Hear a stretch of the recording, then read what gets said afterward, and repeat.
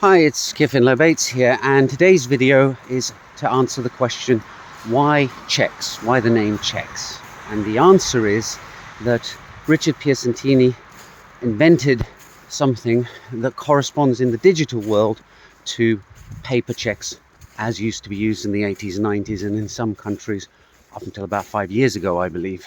Now, paper checks, where you write down a recipient, an amount, date it and sign it, and then hand it to the recipient and they can take it to the bank and cash it, are actually a pretty neat invention. I think people who use them kind of take them for granted. It's a bit like money, which is also a brilliant invention and not intuitively obvious, yet essential to the way that our world works today.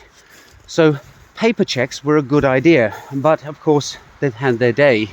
We now live in a digital age, and the neat thing that Richard did was recognize that you could make a digital equivalent of a paper check, and that gives you a whole bunch of the benefits that paper checks used to have too, which is actually even more than paper checks had, because we have the possibility of verifying digital signatures, whereas physical signatures are surprisingly easy to forge. So a digital check has very much the same parts as a physical check. You have the issuer of the check, you have the recipient of the check, you have an amount of tokens or crypto that is going to the recipient.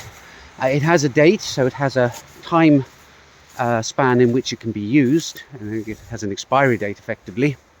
And it has a sequence number to ensure that you can't write multiple copies of the same check, because that would mean that the first person to cash theirs would get the money and the rest would have been conned.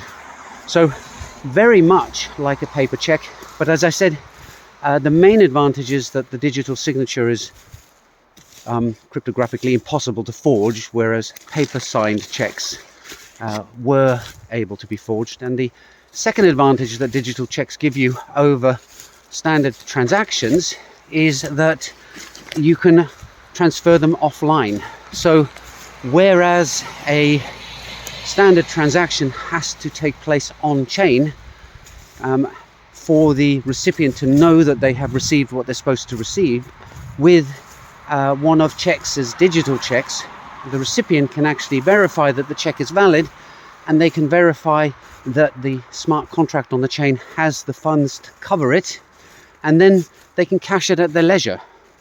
And that means that you, as a sender, can send effectively the promise of tokens or crypto to a recipient, and then they know that they're going to get it when they so choose.